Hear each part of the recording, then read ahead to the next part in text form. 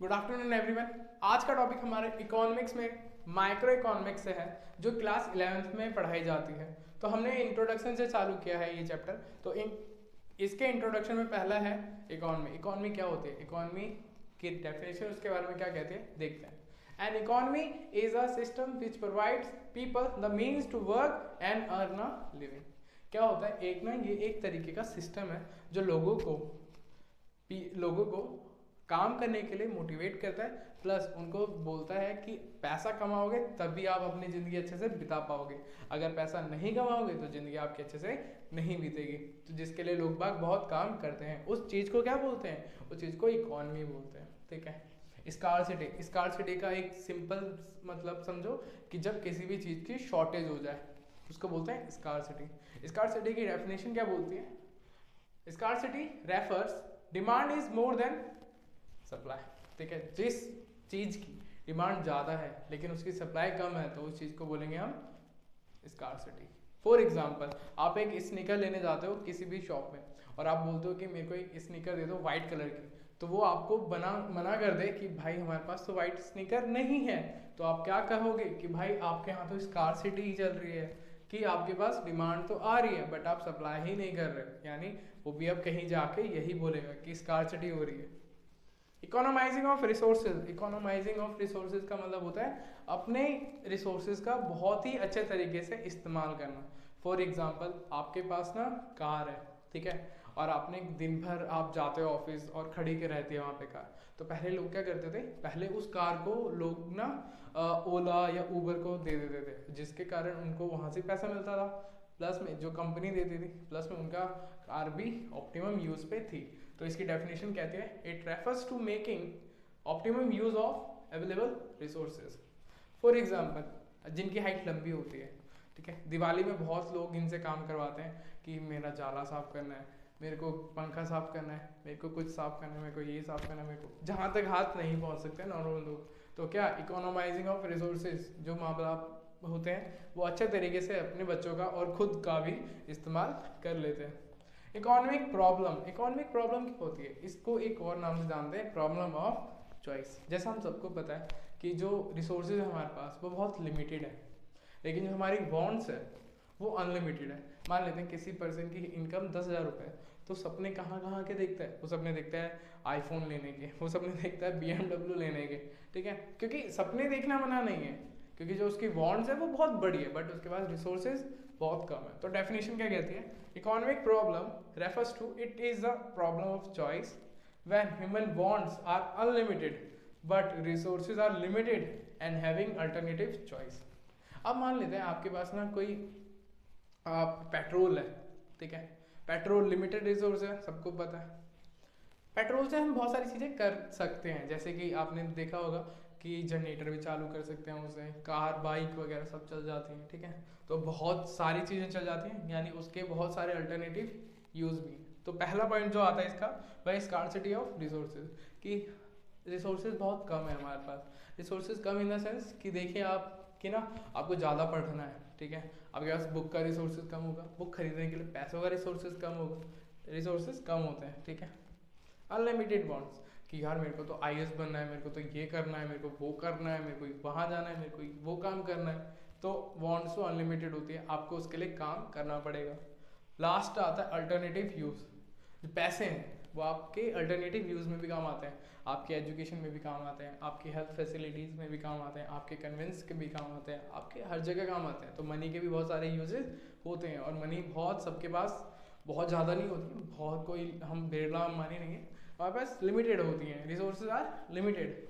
ठीक है, तो मैं इसे रख करके आगे की एक्सरसाइज भी बताता हूँ। तो बात करते हैं माइक्रो की और मैक्रो की। माइक्रो क्या होता है, in which we study about individual behaviour, for example a producer a consumer. ठीक है, अब हम माइक्रो इकोनॉमिक्स में क्या पढ़ते हैं, हम छोटे लेवल पे पढ़ते हैं। माइक्रो मीन्स होता है छोटा, छोटे लेवल पे पढ़ते हैं, और मैक्रो में बड़े लेवल पे पढ़ते हैं। मतलब कि इसके कहने का मतलब है macroeconomics in which we study about aggregate economy. Aggregate economy for example all producer all consumer, सबके लिए। ठीक है, सभी प्रोड्यूसरों को गिना जाएगा, सभी कंज्यूमरों को गिना जाएगा, माइक्रो में एक ही कंज्यूमर को गिना जाएगा और एक ही प्रोड्यूसर को गिना जाएगा, उनकी एक ही सिंगल डिमांड को गिना जाएगा और सप्लाई को गिना जाएगा। बट इसमें जहाँ मैक्रो में बात करें तो ऑल डिमांड या कहते हैं उसे एग्रीगेट डिमांड और एग्रीगेट सप्लाई को देखा जाएगा और गिना जाएगा। ठीक है, बात करते हैं कुछ प्रॉब्लम की। कुछ प्रॉब्लम आती है हमारे पास, central problem of an economy. ये बहुत ही बेसिक प्रॉब्लम है इकोनॉमी की, जो इकोनॉमी कोई भी इकोनॉमी फेस करती है। फॉर एग्जाम्पल कौन सी है वो, what to produce, how to produce, for whom to produce. ठीक है, इसके बारे में आगे भी बात करेंगे।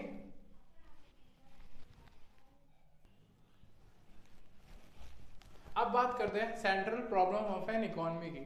कुछ central problem of an economy होती है, तो ये कुछ बेसिक प्रॉब्लम होती है जो इकोनॉमी को फेस करनी पड़ती है, चाहे वो कितनी भी डेवलप्ड हो, चाहे वो अंडर डेवलपिंग हो या फुल्ली डेवलप्ड हो रखी हो, तो भी उसे ये प्रॉब्लम फेस करनी पड़ती है। और वो प्रॉब्लम कौन सी होती है, what to produce, how to produce और एक और है फॉर होम टू प्रोड्यूस। पहले इन दोनों के बाद में बात करते हैं, फिर अगली फॉर होम टू प्रोड्यूस के बारे में। और बीच बीच में पॉज आ रहा होगा जिसके कारण मेरे को रीरेज करना पड़ता है और फिर से लिखना पड़ता है, इसके लिए पॉज आ रहा होगा। आई होप आप बुरा नहीं मानेंगे उस चीज़ का।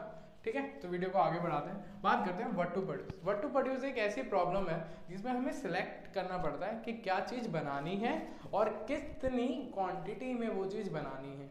ठीक है, फॉर एग्जांपल हमारे पास ना खाना बनाने की मशीन है। ठीक है, पहले तो ये पता हो कि खाना बनाना क्या है, दुनिया में इतने सारे खाने क्या पसंद आएगा लोगों को, पहले वो चीज़ें बनाना क्या है। दूसरी है कितनी क्वांटिटी में खाना बनाना है, कितने लोग आने वाले हैं, ठीक है, कितने लोग चखे जाएंगे खाली, तो ये सब बारे में बात कौन करता है, व्हाट टू प्रोड्यूस। तो व्हाट टू प्रोड्यूस की एक छोटी सी डेफिनेशन है, वो देख लेते हैं। It is a problem of selection of good and services to be produce and how much produce of selected good and services.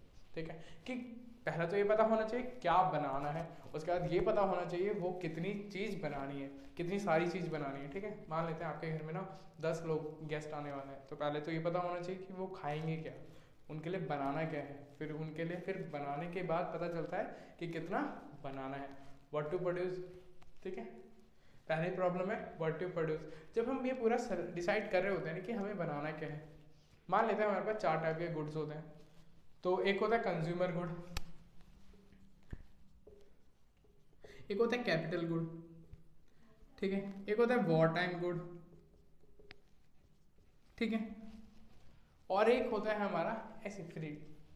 ठीक है, तो कंज्यूमर गुड कौन से होते हैं, कंज्यूमर गुड जो होते हैं जो भाई हमें कंज्यूम करने हैं, हमें खाना वाने से कोई मतलब हो तब। कैपिटल गुड होते हैं प्लांट एंड मशीनरी। तो अब बात करते हैं एक और central problem of an economy की, जो कि है फॉर होम टू प्रोड्यूस।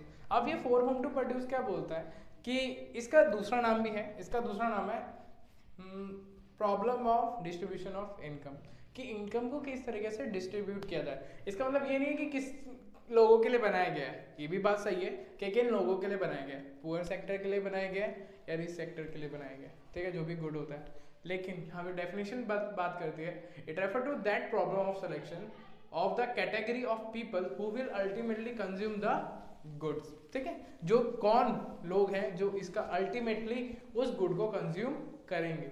तो है इसके दो, इंटरपर्सनल डिस्ट्रीब्यूशन ऑफ इनकम और फैक्टरल डिस्ट्रीब्यूशन ऑफ इनकम। जैसे कि इसमें आता है रेंट फॉर लैंड। ठीक है, कि जिन्होंने भी आपका लैंड अगर रेंट पे ले रखा है तो वो आपको पेमेंट करेंगे ही करेंगे। तो ये हो गया factoral distribution of income. Interpersonal distribution of income भी होता है। इंटरपर्सनल डिस्ट्रीब्यूशन जैसे कि आपको बोनस दे दिया हो, ठीक है, आपको कंपनी में हो आप तो आपको मेडिकल फैसिलिटी दे दी हो, आपको कन्वीनियंस दे दिया हो कि आपको गाड़ी लेने आएगी, गाड़ी लेने जाएगी। ठीक है, तो आपके साथ क्या हुआ है, इंटरपर्सनल डिस्ट्रीब्यूशन। ठीक है, लेकिन एक और एग्जांपल लेते हैं, एक एग्जांपल लेते हैं फेस्टिवल का। आपके घर में होली है, ठीक है, सबके घर में होली होती है, ठीक है, होली है। अब क्या हुआ है, आपने ना आसपास के लोगों में से ना बहुत को बुलाया अपने घर पे और बोला कि ना हम ना मिलके गुजिया बनाते हैं, तो उन्होंने भी आपकी मदद करी। एंड द डे आप क्या बोलोगे उन्हें, ठीक है, कि जाओ जाओ जाओ, बहुत बना लिया तुमने गुजिया वुजिया, अब अपने अपने घर चले जाओ, मिलते हैं कल, हैप्पी होली करके, ऐसे भगा दोगे? या आप उन्हें अच्छे ग्रेटिट्यूड दिखाओगे, अच्छे एटिकेट दिखाओगे कि अच्छा आपने भी हेल्प करी थी तो 2-4 गुजिया आप भी अपने घर के लिए ले जाओ, ठीक है, हैप्पी होली। तो ये अगर जब हम करते हैं तो इसे बोलते हैं इंटरपर्सनल डिस्ट्रीब्यूशन। जब हम पर्सनल होके किसी को उसकी मतलब अच्छी चीज़ों के लिए, अच्छी बात के लिए, अच्छी चीज़ों के लिए उसको जब हम गिफ्ट कर देते हैं या कुछ दे देते हैं तो उसे बोलते हैं इंटरपर्सनल डिस्ट्रीब्यूशन, ऐसा याद रख सकते हो। और जितने में उसने मेहनत करी थी उसका भी उसको इनाम मिल गया है, रेंट फॉर द लैंड। और प्लस में एक होता है वेजेस फॉर लेबर, लेबर आए उन्होंने काम किया, उनको अब हम क्या देंगे, उनको अब हम देंगे उनके वेजेस। सैलरी और वेजेस में फर्क होता है, सैलरी और वेजेस ये दोनों ही अलग अलग चीज़ें। सैलरी तनख्वाह होती है और वेजेस दिहाड़ी होती है। दिहाड़ी इन द सेंस कि आपने जितना एक दिन में काम किया आपको उस हिसाब से पैसे मिलेंगे, आपने पूरे साल में, पूरे महीनों में जितना काम किया आपको उस हिसाब से सैलरी और पैकेज और ये सारी चीज़ें मिलती हैं। दूसरा है अपॉर्चुनिटी कॉस्ट। अपॉर्चुनिटी कॉस्ट क्या होती है? अपॉर्चुनिटी कॉस्ट वो कॉस्ट होती है जिसके अल्टरनेटिव बेस्ट यूज होते हैं। फॉर एग्जांपल, एक एग्जांपल लेते हैं, आप ना एक जॉब के लिए गए हो, ठीक है, आपने अपना इंटरव्यू दिया, आप वही काम लेके दूसरे कंपनी में भी गए हो, आपने 2-3 कंपनियों में इंटरव्यू दिया है और आपको पहली कंपनी से ऑफर आता है 30,000 का और दूसरी कंपनी से ऑफर आता है उसी काम को करने का 35,000 का, तो आप कौन सी चॉइस करोगे, ये वाली या ये वाली? आपकी चॉइस है, तो कौन सी चॉइस आपको अच्छी लगती है, ये वाली या ये वाली? तो अब मेजॉरिटी आप में से लोग कहाँ जाएंगे? 35,000 के लिए, क्योंकि सेम वर्क है, सेम काम है, सेम टाइम में दे रखा है, सेम सब कुछ सेम ही है, बस क्या फ़र्क है? सैलरीज का। तो आप कौन सी सैलरी प्रेफर करेंगे? 35। अप टू आपको किसी भी एक को पाने के लिए दूसरे का सेक्रीफाइस करना पड़ता है, वो चीज़ होती है अपॉर्चुनिटी कॉस्ट, ठीक है। तो एग्जाम्पल ध्यान में रखना कि आप जॉब करने गए हो, कहीं पे आपने इंटरव्यू दिया, एक जगह गए हो तो आपको 35,000 दिए और एक जगह आपको 30,000 दिए, तो आप कौन सी कंपनी चूज करोगे? 35,000, ठीक है। जिससे का होगा क्या, जिससे आपको पता चल गया, it refers to that cost of next best alternative, कि आपका बेस्ट अल्टरनेटिव ऑप्शन आपके हाथ में कौन सा था। अब बात करते हैं पीपीसी की। पीपीसी क्या होता है? पीपीसी होता है प्रोडक्शन पॉसिबिलिटी कर्व। इसको और भी नामों से जानते हैं, जैसे कि ट्रांसफॉर्मेशन कर्व, जैसे कि प्रोडक्शन पॉसिबिलिटी फ्रंटियर, ठीक है। बात करते हैं इसके डेफिनेशन की। It refers graphical representation of possible combination of two goods that can be produce with a given resources and technology. हमें बस दो ही गुड बनाने हैं, गुड वाई और गुड एक्स, जितने भी अपने पास रिसोर्सेज हैं और जितनी भी अपने पास टेक्नोलॉजी है, ठीक है। अजम्पशन क्या होती है इसके पास? अजम्पशन मतलब कि कुछ मेन चीज़ें हैं इसके पास, वो है resources and technology are constant. इसमें आप कोई चेंज नहीं कर सकते हो। With the given resources only two goods can be produce. जितने भी आप रिसोर्सेज का यूज कर लो, आप बस दो ही गुड्स प्रोड्यूस कर सकते हो, इससे ज़्यादा नहीं। और उसके बाद है resources are fully utilize. Resources का आपको अच्छे तरीके से यूटिलाइज भी करना होगा। बात करते हैं एमआरटी की। एमआरटी क्या होता है? Marginal rate of transformation. It refers to ratio of number of unit of a commodity sacrifice to gain an additional unit of another commodity.